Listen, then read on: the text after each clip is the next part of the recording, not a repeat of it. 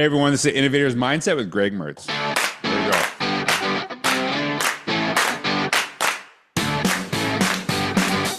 Hey, I've actually just been talking with Greg before, and of course I had to talk sports because he's from New England. He's a Patriots fan. You know, I'm in Tampa, so there's a little bad blood there with the Tom Brady stuff. But Greg, I just love the vision of some of the work that you're doing, and you're kind of focused on innovation. And he is actually from the New England Innovation Academy, and just doing some really incredible stuff there, really forward thinking. And one of the things I really appreciated about the conversation before, and I'll get you to expand on it a little bit in a second, really kind of looking at innovation as like part of everything that you do in your classrooms. Of course, I'm biased to this, you know, focusing on the idea of the innovator's mindset. But if you can just kind of tell everyone about what you do at the New England Innovation Academy, who you are, what you do today, how you got there, I think it's a great place to start. Yeah, thanks so much, George, and thanks for having me on. Really excited to be here. Really excited to share about New England Innovation Academy. We call it NEIA, NEIA for short. And it's a brand new school. So we are just starting our fifth year. Um, and it's been really exciting to start a school from scratch. I think, in so many of the schools that I've worked at, there's this like huge organizational weight that it's takes a long time to turn a ship. And so when the opportunity to start a school came around, like I definitely jumped right on it. And I think some of the key founding principles that made this school exciting for me are that we focus on human-centered design and we focus on innovation and entrepreneurship.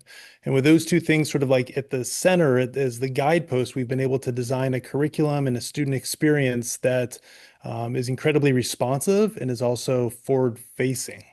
You know, one of the things that stuck out to me, and I read this in one of your quotes, is that really human-centered connection to this, because a lot of times when you hear the term innovation, people are using it synonymously with the word technology, right? So they're changing their chief technology officer to their chief innovation officer. I'm like, but has the thinking changed in any of the stuff that you talked about? And you mentioned kind of some of your curriculum stuff, and we were talking about this before.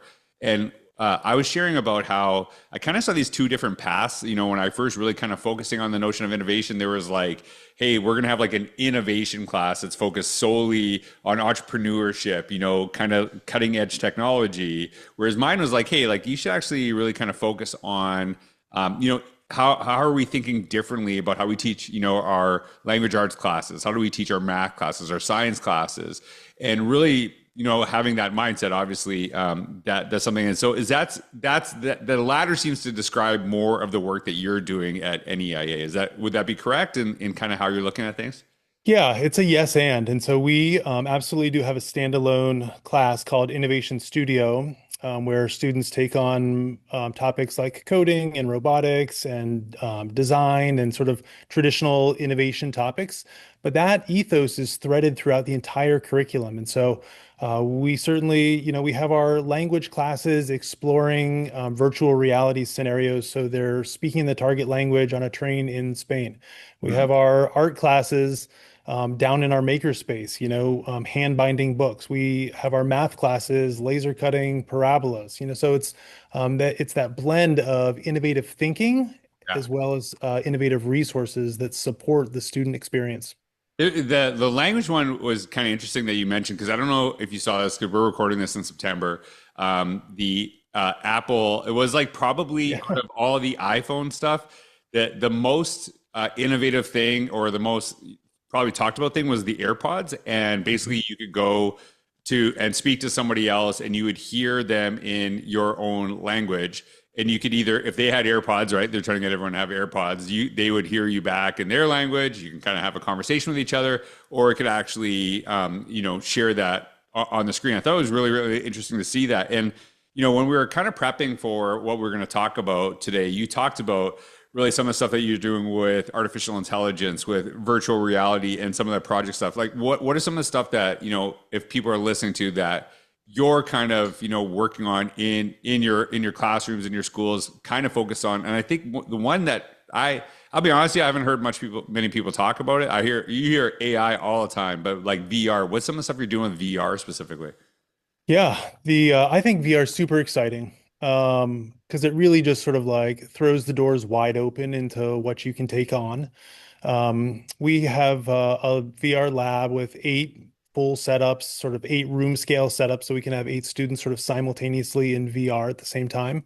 And we've taken on a variety of like what I think are really cool projects. And so, last year I had an art class where they were exploring street art and how that interfaced with social justice. And you could never like in a traditional school, you could never give your kids like rattle cans and send them out to like tag the side of a bridge, but in VR, like you can do that. And so we had them, developing tags and going out and sort of like executing that in VR, and that really sort of gave a lived, like a lived experience for the students that would be hard to replicate otherwise. Another opportunity we had was with an architecture class where they were designing buildings, and we were able to sort of situate those buildings in virtual space in the area where they would sit. And so, the students had the opportunity to like sit in the cafe across from where their building would be and see like how that would impact the sunlight or what the views would look like from their potential building. And again, I just think it's a way to like level up a student project so that they have a lived experience. Like I grew up in a really small town, and when you're talking about this, because I not only like grew up in a small town, I taught in very small towns, and one of the things I was really adamant about is that I felt growing up I was limited in opportunities because I wasn't in the big city, right? And you could learn anything. But now with some of the technology that you're talking about, and you can have it, but if you don't leverage it, it doesn't really matter.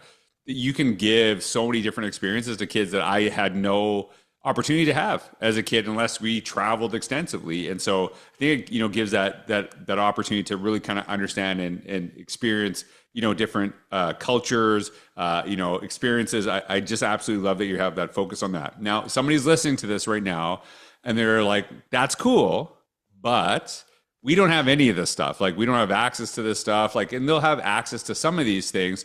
So if you were in a school, high school, and thinking about not necessarily like some of the stuff, but some of the philosophy, what's something you would suggest to anybody who's listening to that, no matter where they are and what they teach? Like, how could you kind of get them to move forward to some of the ideas and some of the thinking that's happening at your school?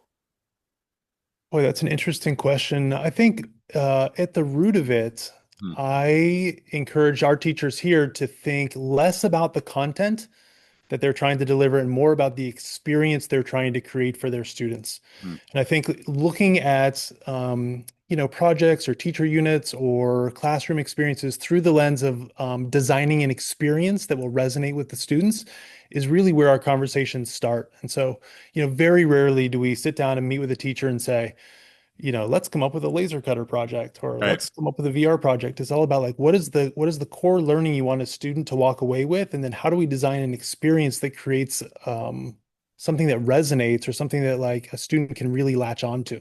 Yeah, and that's such an important point because there's so many times where someone's thinking we need to use AI and they're moving backwards for this as opposed to really, as you said, that experience that they're really trying to focus on and then thinking, oh, like here's a way that AI could really enhance this, can really kind of make us think differently about some of the stuff that we're doing. So I really appreciate that because sometimes like I don't, when I work with groups, my focus is never on tools.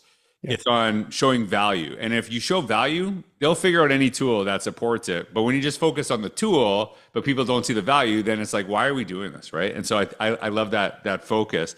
So someone goes through the NEIA experience, a student goes through that experience, they graduate. What's the hope when students graduate from your schools? How has their experience shaped them, after they leave school? And what does that look like? And what is the hopes ultimately of your organization? Yeah, so this is interesting, right? We only have 2 graduating classes because we're such a young school, and I actually had a fantastic conversation with one of our alumni from our very first year. He's in a pre-med program in New York City, and he came back, and I was asking him, I was like, you like to the student, like you are a proof of concept. Like, tell us, like, how did your educational experience at NEIA translate? How did it prepare you for your next step? And interestingly, he said, there were some spots in my chemistry that I, was a little thin on, or there was like this one biology concept I didn't quite have nailed down. And that was understandable because we don't lean into AP courses in the way some other schools do. But the thing he said next, which really struck me, is he said, like all of that information is really easy for me to acquire. Hmm. I know where to go find that. I know how to skill up where I need to skill up. And he said the thing that really separates me from my peers are my mindsets, my ideas around problem solving, sort of like the tools in my toolbox when it comes to addressing larger problems. And I thought it was really astute for a kid who's 18 years old to be able to sort of draw that line between like, this is information that I need to either like skill up for this specific class. And like, these are mindsets that sort of underpin the way I view the world. The that is so powerful in what you're saying because no matter what knowledge you give to a kid, like what information you don't know if they're going to use it or not, but the ability to learn is something that they'll always have. And so I that is such a really powerful idea. So I really appreciate that because you just you'll never know what like oh we never taught this. I'm thinking like gaps in chemistry. Like you should. I, I had so many gaps in chemistry. That was like my worst subject ever. But that ability to learn is something that I really appreciate you kind of focusing on. I'm going to read you a quote. This is actually your quote, or it's at least is accredited to you on the NEIA website. It says, "When we stop viewing each other solely as students or teachers and begin appreciating each other as people, can we propel teaching and learning forward with a focus on empathy, a collaboration?" So break that down to me because I really kind of focus that basically everyone can be a teacher, everyone can be a learner, and those roles can shift multiple times in any day, no matter your position. It doesn't mean I think a lot of people, educators will hear this like, well, the teacher's expert. And no one's saying not that you're not the expert, but it's just the ability to learn can be from anyone. And we all have things that we share that you might not know. So kind of like break down that quote. What is the focus there and what are you trying to achieve with that? Yeah, when I shifted from outdoor education to classroom education, I was a sort of like a traditional classroom teacher, and then when I changed schools, I went to a boarding school and became a residential parent. And so that was a really transformative moment for me when I went from seeing my students just as individuals who were in my class, for a given period, to sort of seeing students around the clock. Um, it was really hard for me to look at them as just students anymore. Like I started seeing people. So I could appreciate when a kid had had a tough conversation with their parent the night before, or when they, took a bad loss on the basketball court and they missed the game-winning shot, or like, like I started to appreciate like these weren't just students in front of me. These were whole, full, rounded, like robust humans. And I think like realizing that we are all people, like the Yeah. teachers are people, the students are people, the staff are people, it's like we are this like schools are an incredibly human institution. And I think the more we can lean into that human connection, the better we each the better we position ourselves from our various roles to meet each other where we're at. That is such a powerful answer. And I think kind of hearing about what's going on in NEIA, some of the stuff that your philosophy and how you work, my thing is that innovation is very human centered endeavor, really. And it's tapping into the strengths of the people we serve, really making sure they feel valued because they're more likely to try new things if they know you got their back. And this is not only students, but staff as well. And I guess my last question is when you have this focus with your students, how do you really empower your staff to kind of find some of those opportunities and think differently about the way they teach? Because just like I came from a very traditional practice, but I remember getting a principal who really pushed me to think differently. And she really tapped into my strengths in a way I had not seen before. And it made it so much easier to think that way. So what's some of the focus on how you really empower staff? Because there's a ton of administrators that listen who want their staff to be more innovative, but also sometimes they're like, you have to be innovative exactly this way. I'm like, that's not how it works. So how do you really kind of work with your staff on that process? Yeah, that's a great question, George. So like stick with me because this one's going to be a little bit winding, right? But Oh, one of the things about being a new school is that everybody here is new together, right? So there's not this sort of like um, like there's not this like section of the school that is really tied to one book and is not willing to change, or there's not a cohort of teachers who are really sort of set in their ways. And so everybody is new together. And presumably, like everybody came here because they believed in the mission. And so we have a really pedagogically aligned staff. And I think like that's the first key.